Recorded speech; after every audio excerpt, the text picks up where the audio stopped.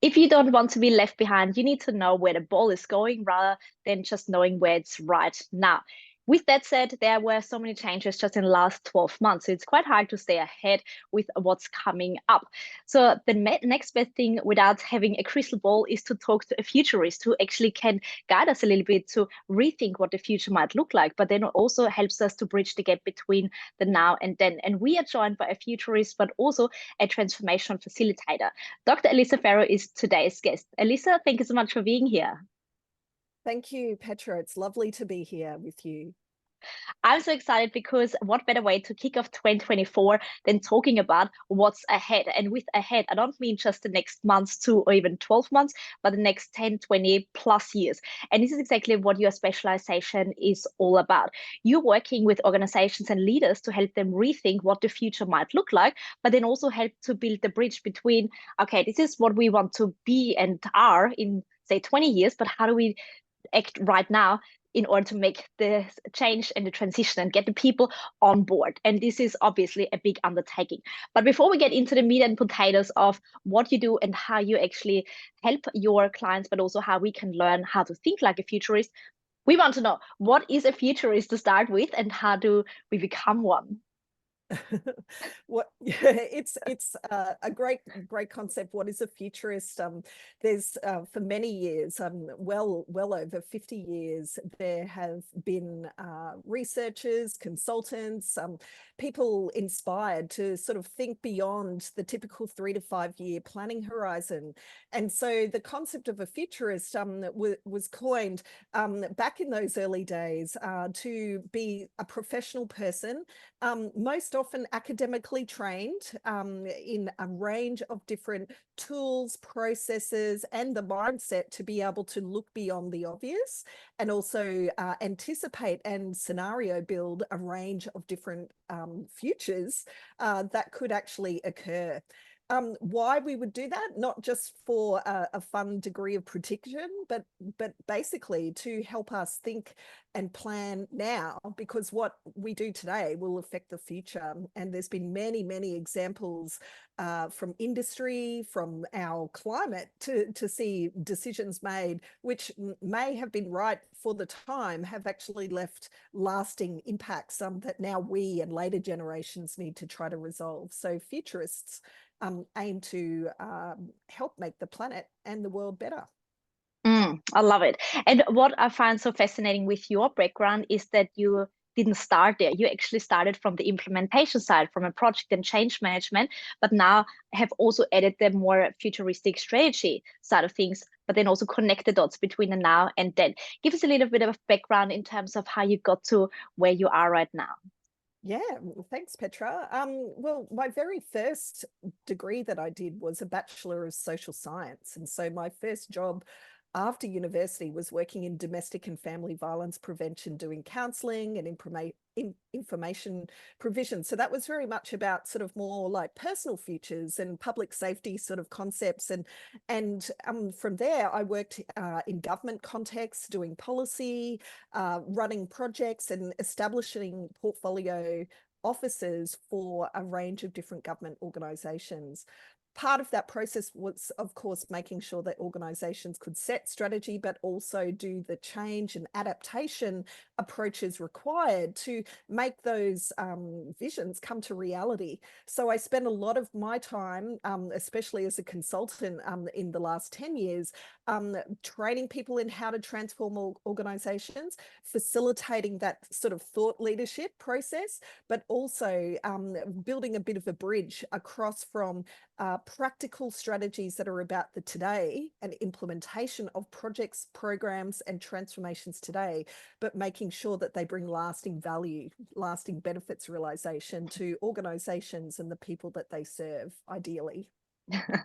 And this is so tricky because we are getting bombarded with changes. There's a new platform or a new social media trend or whatever it might be popping up literally every second. So it's hard to stay on top of that. And at the same time, there is so much day-to-day stuff going on that we are so much in the trenches to put on fires, to not get sued, to, just keeping everyone happy. But then we need to think what's beyond that.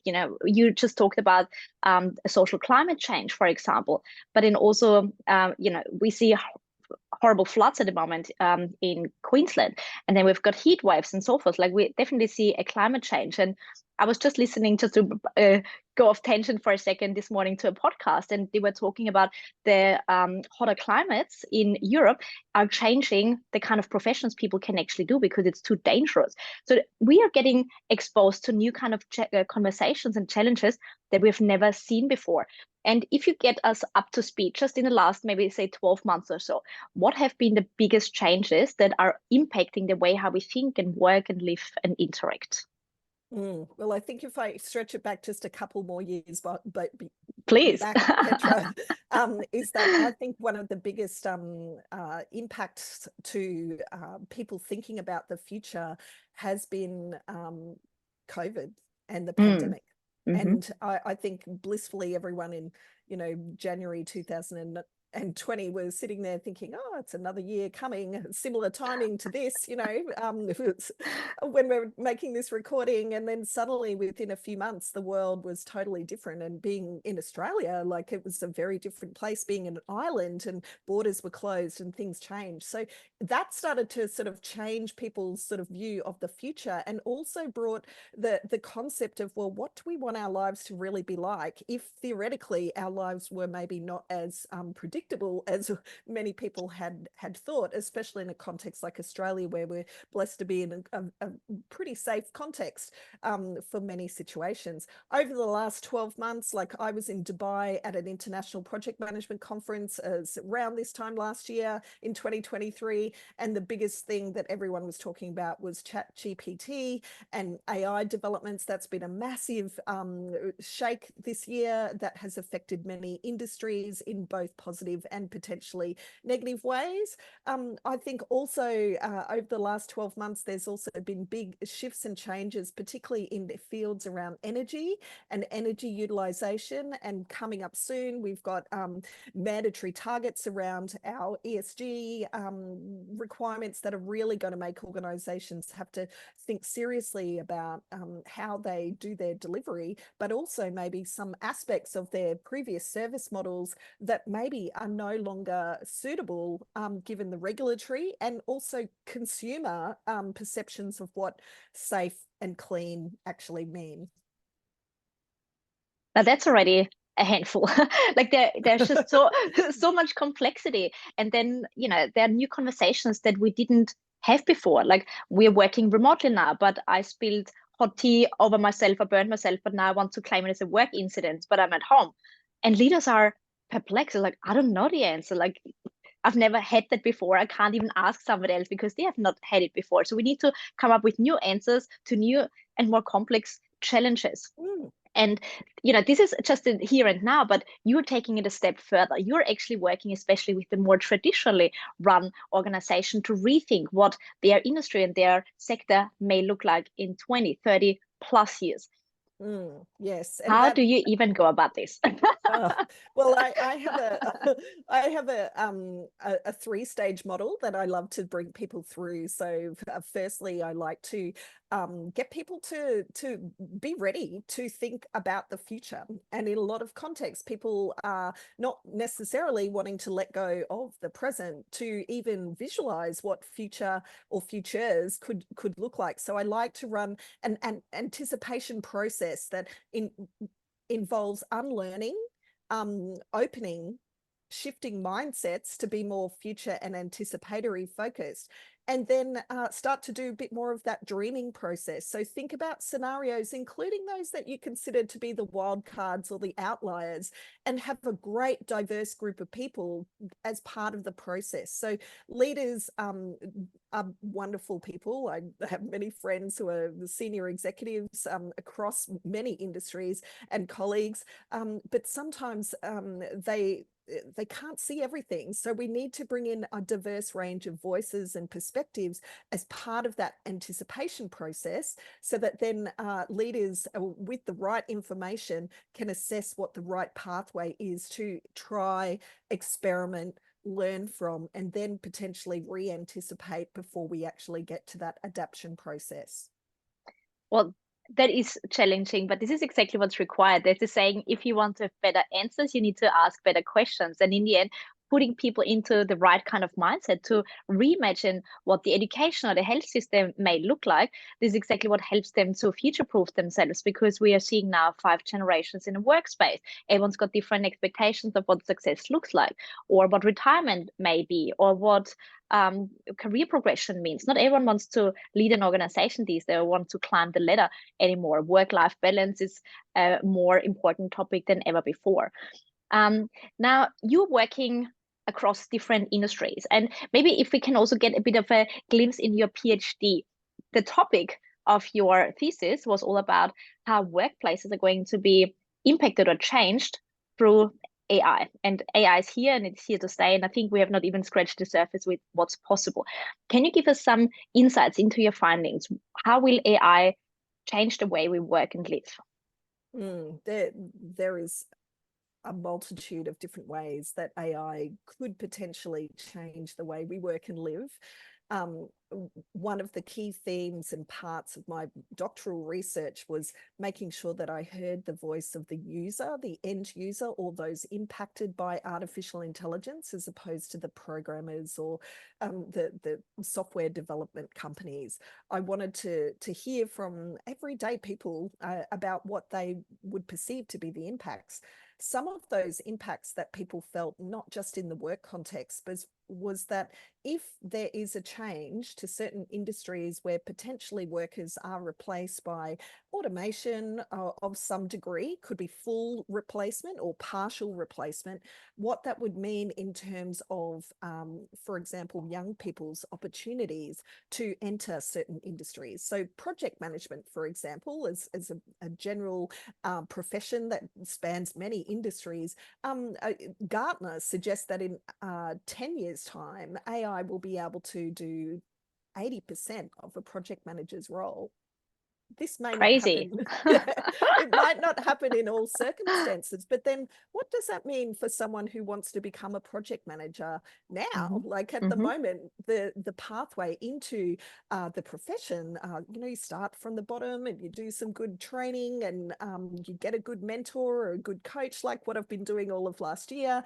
And then you get experience and you learn on the job. But if AI is taking some of those functions, the experience in some of these roles will be quite different. So for me, the end user or the impacted person was implying that maybe it might even affect their families. It might even affect their ability to learn and have to retrain, or maybe even totally change the industry that they were part of. But again, these may be longer term futures, but I see more of a steady sort of change process in some sectors, but in other sectors, like what we've seen in marketing, for example, in content creation, things have shifted in those marketing and advertising contexts already, and the role of advertising and marketing specialists is now amplified, but it now is starting to make anyone able to theoretically do product development with the right AI tool that they're using. And people say, but jobs are replaced by AI, and should we talk about the universal income and so forth? And at the same time, you're also saying, well, AI should enhance what we're doing. It changes the experience with that particular role. It doesn't replace the role, but the tasks associated with it. But then, if we think about it, it was so manually heavy. Any kind of jobs that we did, we put manually the data in. There was just a lot of manual handling, which can now be replaced. If we don't have to spend 40 hours, for example, to get a job done, what does it mean for the future of work? Will we have shorter work weeks? Will we have multiple roles across different industries? What do you think is the future of work? Yeah, well, we're starting to see that trend start to come through already in the concept of a 4-day working week that has been trialed in many different organizations. What will also happen if there is unchecked change is that there may be forms of inequity start to form. So we sometimes make the assumption that everyone is digitally literate, and in some circumstances, people don't even in Australia have reliable internet, and AI tools do require data and energy to actually operate. So I think there needs to be a future where people will have artificial intelligence doing the parts of their role, dusty, dirty, dangerous, that maybe they do not want to do, but still allow people some hope and choice, so that if they want to be a creative person, if they want to do a manual role, that they still have the potential to do those processes. But big business and corporates and governments looking for efficiencies due to economic uncertainty will certainly be applying more of that economic lens. In my doctoral research, participants really wanted to make sure that the human was at the center of the value proposition. And you also mentioned in the introduction that the value creation is probably changing, like the service that we're delivering as a business, but also as an individual, may change depending on what the world needs and the expectations on those different industries. Now, we were also talking about what the future of work looks like, but then the question is, what skills do I need to develop to stay relevant in this next world of work? So for me, one of the biggest skills that people need to be able to apply is the ability to maintain more of a growth mindset, and to actually be able to learn, anticipate the future, be resilient, and also apply and amplify more of those sort of softer skills, the elements that AI won't be able to do, that personalized touch, the ability to communicate with a human in a human to human way. But then there'll be certain industries and jobs, of course, that will require that digital and AI savviness, because the machines theoretically will need to be maintained. They don't at this stage maintain themselves. And so there will be new roles and new industries, particularly in AI ethics, AI assurance, to make sure that we have good, safe, effective AI out there, and then that they're maintained and let's say controlled, being the word, effectively. What we don't want to have happen is a scenario where, if AI theoretically has sentience, which means that they think like humans do, that there is no AI theoretically checking on that AI, or no human assurance process checking that decisions are still accurate and ethical. There are so many more considerations that need to go into a decision-making process. And one of the topics that we were also talking about is, how do you make a decision when you don't have all the answer? Like when we are reimagining what our company or our industry may look like in 2050, but then we don't know if it's true. We don't know what tools we've got available next year. How would you support your clients to actually make decisions right now that work towards this long-term future? Yeah, well, part of the process that I use with my clients is to make sure that, first up, that they are very clear on the aspects and elements of their business that they do not want to change. So these elements of the business may be their values that they operate under, or it may be their customer service quality criteria, such as in aged care. Maybe that personalized touch is something that is essential to the way that you do your role, as opposed to in other aged care settings, maybe a robot can deliver your pills and people think that that's totally fine. Maybe it has to be a cute robot to do that delivery. But it's about making sure that, I think, first of all, we don't erode the things that actually are essential to our value proposition, and being really clear on that. And sometimes people that I work with, and clients and large organizations, we run typical values and behaviors activities, but we don't ever ask the question, what do we not want to change? And when I pose that question, that sometimes starts to set a little bit of the framing that then we can use as criteria to then reassess our future path. In one of my doctoral studies, participants came up with a set of ethical guiding principles, and those guiding principles are available for organizations to then turn into decision-making criteria to help them anticipate and assess the decisions and the multiple futures and then make decisions. It's an incremental shift and change in many circumstances. That concept of the big bang change will be relevant in some industries who are willing and have the risk and financial profile to take those risks. In other organizations, it may need to be a slower, steady process. I'm so With the glad that you right mentioned. guidance. Absolutely. That you mentioned, what do we not want to change? Because people think, well, innovation, it means throwing the baby out with the bathwater and we're doing something completely different. And at the same time, this is also what scares so many organizations and leaders, that they don't want to lose the core of their business. But as you said, it's not a big bang change. It's about this incremental change. And this is also where I think your actual background comes in so handy, because you've been in change and project management prior to becoming a futurist and know exactly what are the downfalls, why people are not getting on board and being part of the journey, and actually are sabotaging innovation. Now, and this is also what you are bridging now. So we reimagined 2050 as an organization, but then you also had people who come on the journey, incremental changes. What other aspects do you see are important for people to actually embrace the change and be excited for what's next? I think one of the biggest things that I found in my doctoral research, and what I've found over years of working with people in either coaching processes, mentoring processes, or training groups of people in those processes, is the fact that many people are very resilient. We're all pretty resilient, but sometimes when things get a bit challenging, people forget the coping strategies.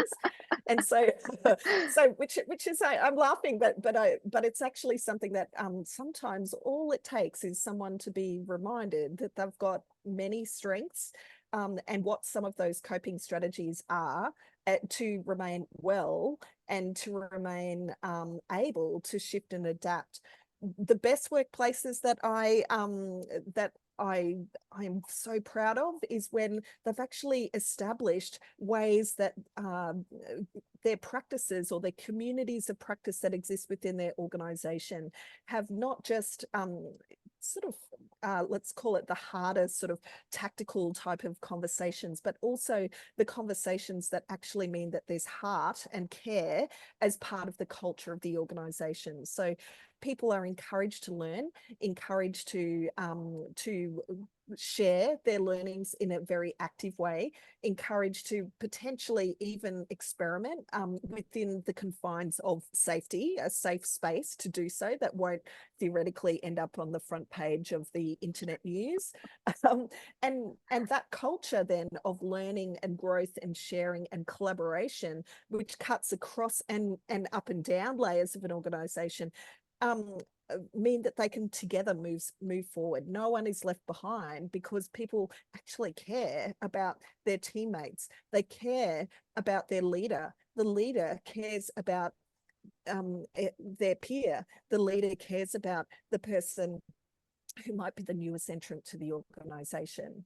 Yeah. So that resilient culture, and also a strong concept around risk and assurance on the side. So there's like both the sort of enabling and the constraining sort of aspects is what organizations require. We need assurance, we need ethical thinkers, but we also need our own ability to be well, to be resilient, and to be able to cope with the changes that will be coming, not just from organizations, but also from the planet. As you said in the beginning, like floods at the moment in Australia, fires, like global conflicts, geopolitical pressures, an earthquake recently in one of our nearby countries. Like all of these things do require at the core people to feel that sense of community, but also have a degree of resilience collectively. Absolutely, 100%. And this brings me to my next question. When we talk about learning, like there's one thing to learn within an organization from and with each other, but then at the same time, what is the future of education? Because the current education system doesn't prepare you for resilience or for this.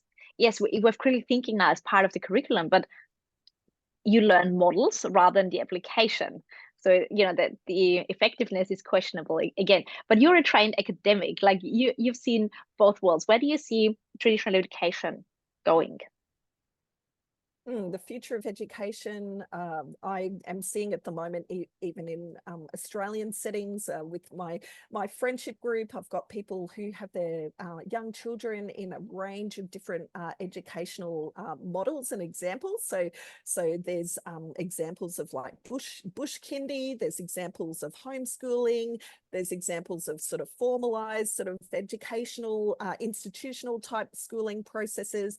And so I think through those models, it's about making sure that children have the ability to sort of think not just laterally, but also that they can think in that more holistic concept, and they know that it's more than about STEM and skills for the future.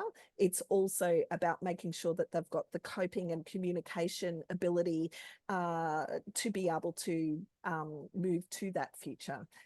I had the joy recently of being a judge at a Queensland education STEM competition for primary school children. So these kids would be probably about 10, 11 years old, and I was judging the technology process, and these young kids were incredible with their ideas that they came up with for apps and other developments that were all about solving a problem that they saw in society. So programs like that actually mean that they have to apply and learn and problem solve and do it in a team, really I think add to the sort of formalized curriculum approach.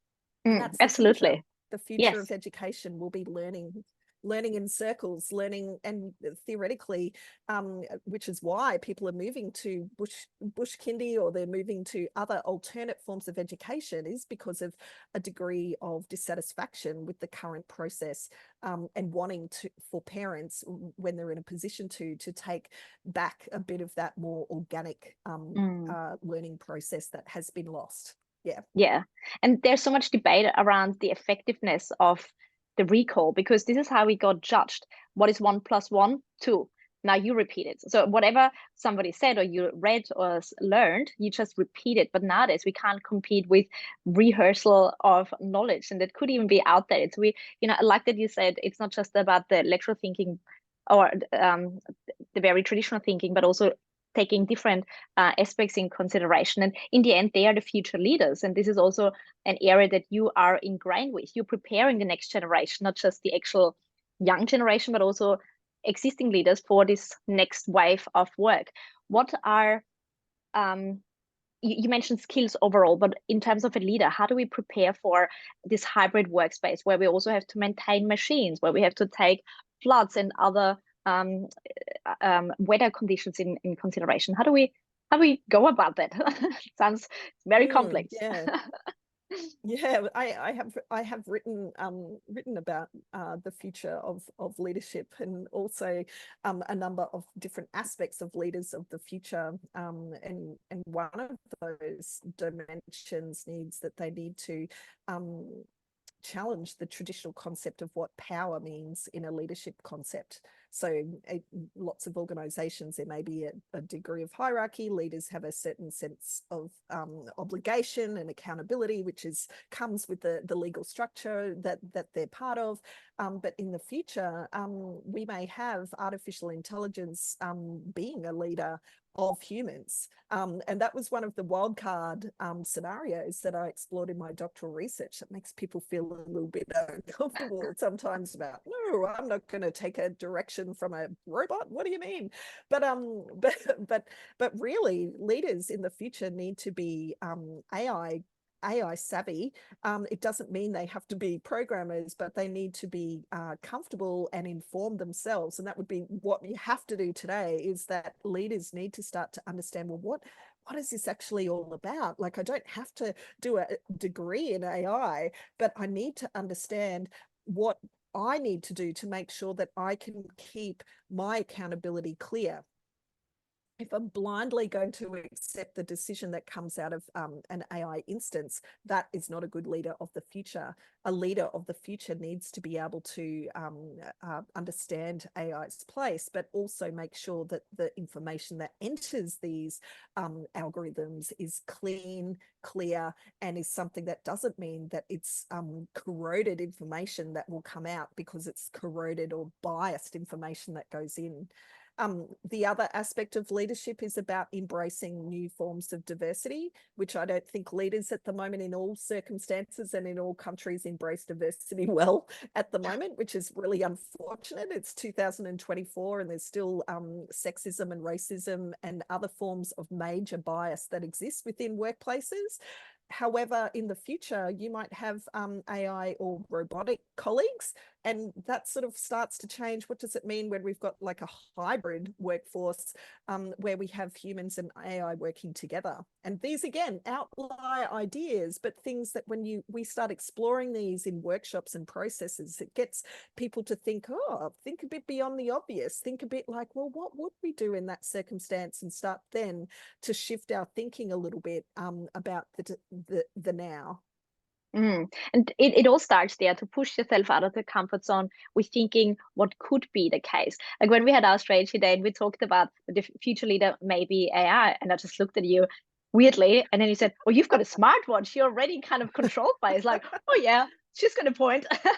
Because you're right, it remembers stand up, move, do this, do this. Like, oh, yeah, I'm coming, but this is in the end, instructions.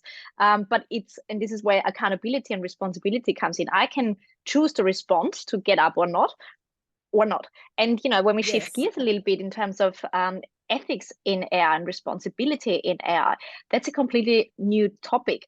There are biases because in the end, AI puts out what somebody puts in.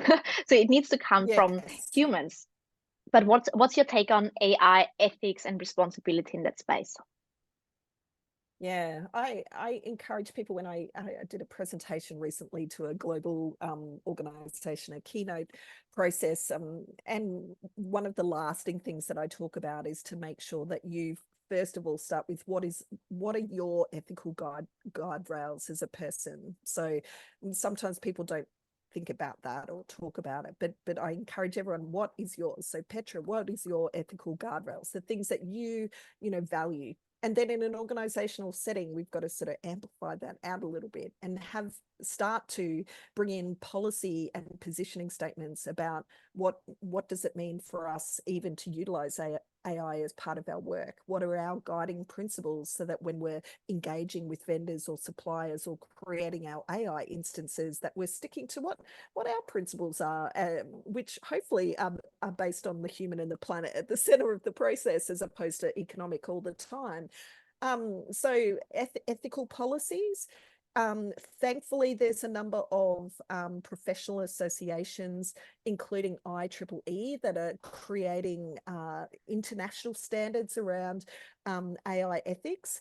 A number of other professional associations are starting to have positioning statements. This year, many organizations, due to ChatGPT suddenly being so easy to access, had to respond with, well, what does this mean? And don't put your confidential ministerial brief for a grammar check in ChatGPT.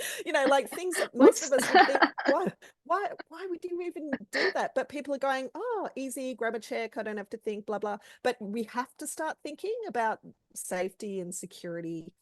And that's where the ethics comes from. But have a deliberate conversation in the leadership team about, well, what are our views? What's our ethical position? It doesn't have to be a legal conversation, even though legalities will come into it at some point. But what's our ethical position of the things that we want to hold dear, but also make sure that we encourage in our staff and our decision-making processes? And I think this is another complexity that leaders are facing. It's not just about the profitability, which used to be the one metrics of success, but now it's profitability and planet. So it's another level of complexity that we have to take in consideration what or how we create value as a business or as an industry. Now, to wrap the conversation up, you also in your focus, it's about equity, it's about sustainability. Now, with equity, you said before, not everyone's got access to internet to start with or to energy. So that's creating a little bit of gap already. And at the same time, there are so many jobs like frontline workers. They cannot work remotely, but then at the same time, we want to work remotely. We want to have more work-life flexibility. How do we create this equality as a leader, as a business? How do we go about that? And I think, first of all, it's beyond standard employee policies that exist at the moment, because they're not always effective about bringing diversity of people with disability into workplaces, or different proportions of women, or other sort of sectors, and other people in that great diversity of LGBTIQ into the process. We need to think about, first of all, knowing that we are one humanity on this planet. In the future, there might be requirements where people, like what we're seeing in various parts of the world. In Europe, there's a lot of movement of people due to challenge and hardship. And so from an equity perspective, we've got to make sure that at minimum, people have a base level of connectedness if the world is heading to more and more digital spaces. One of my clients, they do a lot of work with people with disability, and during the pandemic, they actually had sponsors who provided devices to people with a disability and their families who didn't have a smartphone, and that was the only way in some circumstances to get information. They run digital literacy processes involving peers who are people with a disability themselves, teaching other people.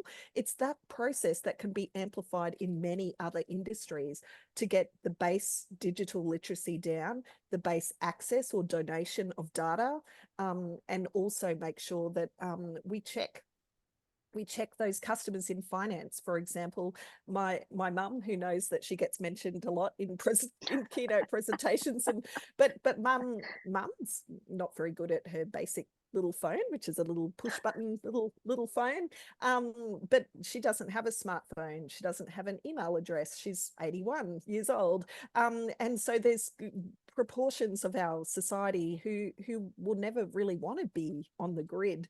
So we have to make sure that there's ways for people to respond, or those communities will actually form their own way of transacting, which we're starting to see coming back now with different people's use of cryptocurrency, for example, whole other communities who are still going back to bartering or using time as a currency. It's quite an interesting part, but it's got to be one of those ethical guardrails about equity. And I encourage all organisations to make sure it's not just lip service, that it's actually something that really is a commitment, because that social value is huge if we all work together and embrace the diversity and beauty of our community. Yes, absolutely. Now, we've covered so much ground, and I think it's safe to say that we're not getting bored anytime soon. There's enough challenge and complexity that we have to handle. But what's your mission for 2024? What are you working on? And of course, how can we learn from you, connect with you, and engage with you? Yeah, so my focus this year is about increasing futures literacy, and also increasing the ability for organizations to anticipate the future, assess the future, and then adapt appropriately to that. So I'll be producing a number of different accessible products and speaking. I've got 2 international conferences that are lined up already, where I'll be speaking about that exact process. I'll also hope that for me it's a healthy, happy and sane year, and one where I still have time to commit to the volunteer pursuits I like to do, such as surf lifesaving on beautiful Minjerribah, North Stradbroke Island. So yeah, that's a bit of a focus, but I'd like to make sure it's a good, nice, balanced year. And but yeah, lots of fun and lots of new insights. People can find me via LinkedIn and also my website of drElissaFarrow.com. And yeah, we'll see how Lovely. we roll from there. Thank you. Excellent. Well, Dr. Farrow, thank you so much for all your insights, the work that you're doing, and simply challenge us to think differently, because it's exactly how we can stay ahead. So what better way to start the new year then with this conversation. Again, thank you so much, and very excited to see how you will impact the futures. Thank you, Petra.